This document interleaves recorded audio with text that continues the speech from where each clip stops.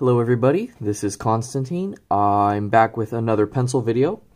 I know I haven't posted since several months, well, around the beginning of the year 2017, so I thought it's about time to make another pencil video. So today I've brought two pencils, which I've used for a long time, and I have decided to talk about them a little bit because, like my previous video where I talked about some issues of my version of the Rotring 800, I also encountered some issues with the Uni Kuru-Toga Roulette Model, and in addition, but not nearly as much, some problems with the Uni Kuru-Toga Advance, which is the model that came afterwards. So this might be a little bit of a slow video, a little paced, but there's a few points that I'd like to make regarding these pencils. Now, to start off with the Roulette Model, I got it simply because it was the most premium version that they had of this pencil. Some of you may know, some of you may not know, what makes these pencils special is that there's actually a clutch mechanism inside the pencil that will rotate the lead every time you press down. So it's a little difficult to demonstrate, but essentially I can kind of simulate this by, I'll extend the lead a little bit, and then there's a little area here, a little chamber where you can actually see this rotation. So if I keep pressing the lead, kind of hurts my, here, let me try my nail. There you go. You can see how it moves inside the chamber and how it actually rotates a little bit. And as you can see, it's not always shifting, which is actually one of the problems with it. Sometimes it's a little faulty, or it can wear down with a lot of use, as I'm sure mine did. I got mine when it was fairly new, so actually I think close to two years ago I got this one, and then I got the advanced model last year, and I have not used it really nearly as much as I used the Roulette version. But onto the Roulette version, it's a generally speaking a good pencil for school use, any maybe office work, desk work that you may have.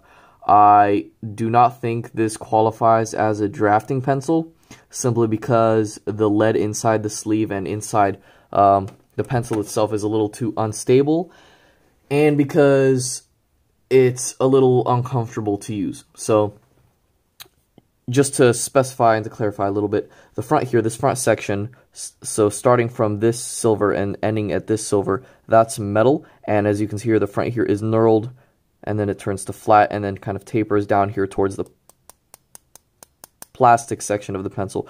It does have a removable clip, and also a weird black eraser, which I actually did not find this eraser to be very useful. It's small. All drafting pencil erasers are small. Of course, it's replaceable too. But in particular, I found this one a little bit unusable, and I had to resort to my large eraser, which I just carry around with me everywhere. Other than that, it's pretty easy to just write with. As you can see here, the sleeve is also metal, so it obviously protects the lead and is easy to use when you're using a ruler or making measurements or something like that. Now, the problem with me comes in two areas. Number one is the ergonomics of the pencil, and number two is the actual functionality of this rotating mechanism. So, I'll start off with the ergonomics. And it's a pretty simple issue that I'm sure not many people will have, but I feel needs to be pointed out, at least for some people like me who have kind of skinny hands and, you know, do not labor in the fields very often. So they're kind of more easy to damage, if you will. So essentially here, it's pretty straightforward. This hole is super uncomfortable. Anytime I try to write with this on my finger and I press down, it'll make an imprint of the hole into my finger, and as you can guess, that hurts. You can kind of see that little writer's bump there. I don't know what it's called. It's like a tumor almost. So it really hurts. And the knurling is also fairly aggressive here, but just like the Rotring 600, 800, you know, Alvin Draftmatic, many other pencils. There's so many out here that have knurled sections that can be kind of tough, but this one, this hole right here, really makes it for an uncomfortable spot when writing. So beyond that, the ergonomics of the pencil are pretty nice. It's a little top heavy, so its center of gravity is around, I don't know if I can find it. It's around the silver part, a little bit there. So it's heavier towards the front, obviously, because it's metal, but the back is also fairly heavy. And like I said, you can actually remove the clip, as you can see here. It just slides off with a little bit of force. I'm not going to do that in the video right now. But as for the mechanism, as like I showed you, the way it works is every time you press the pencil or you press in the lead, it'll move the clutch and it'll essentially shift it. So essentially what this is supposed to help with is, let me see if I can zoom in here a little bit. I don't know. I hope that's clear. I hope you guys can see that. But essentially, whenever you make marks, whenever you make the lines, it's supposed to rotate it every single time you press it. And that's good and all, but unfortunately, this thing turns kind of slow and it doesn't really produce the thickness of the lines one would want. As you can see here, they're already getting and pretty thick, and they haven't mirrored those. So you guys, when people are buying this pencil, you need to consider the effectiveness of this mechanism. Let's see if you can maybe see the dot on camera. It's kind of hard to see. Maybe if I zoom out a little bit, you guys may be able to see it move.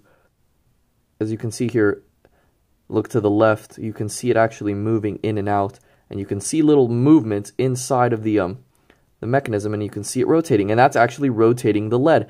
Now, I don't think it's personally effective on this model for really any purposes. I got kind of bored of it, and I found out that it was not very useful, and apparently the company agreed with me. So they released, at least for those who wanted a little bit more speed, they released the advanced version, and there's only one of these. There are not several models.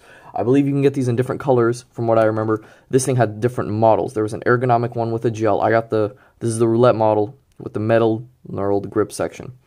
So we're through with this one for now. I'd call it a decent pencil. It hurts a little bit when writing, which is definitely a problem. And in my opinion, the turning mechanism just isn't effective on this first rendition of the pencil. So on to the advance.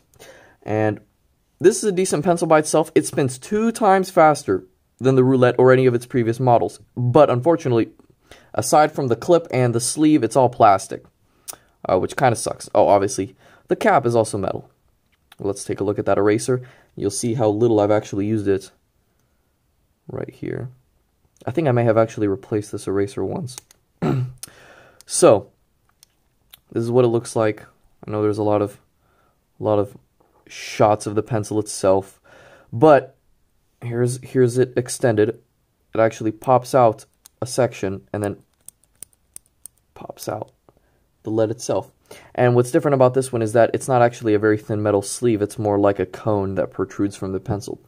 So whereas the Roulette did not do a good job with pocket safety, there's no way to hide this. If you drop this, it'll damage the sleeve or it'll poke a hole in your pocket. You don't have to worry about this one because you press it and it'll retract the mechanism. You can push that a little inside a little bit more if you want. Anyway, so you can see it work there. Now, I want to show you the speed difference. So you press this in. Let's see. And you see how much faster that mechanism turns. A lot faster. And this actually does help. Let's see here. Where's the sharp point of this thing? It'll make a little bit more of a difference when writing. I think I actually noticed it a little better.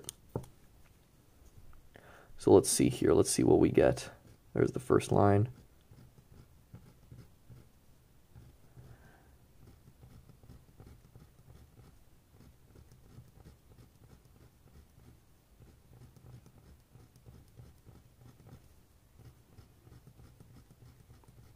So, this is the one we started off with. This is the one we ended up with. Pretty identical, right? Looks like they solved the issue with the second one. And I do like the rotation mechanism on this one. Very good, satisfactory. As you can see here, there is a difference between the strokes of the first one and the strokes of the second one. Because this one rotates faster, that lead sharpens quicker.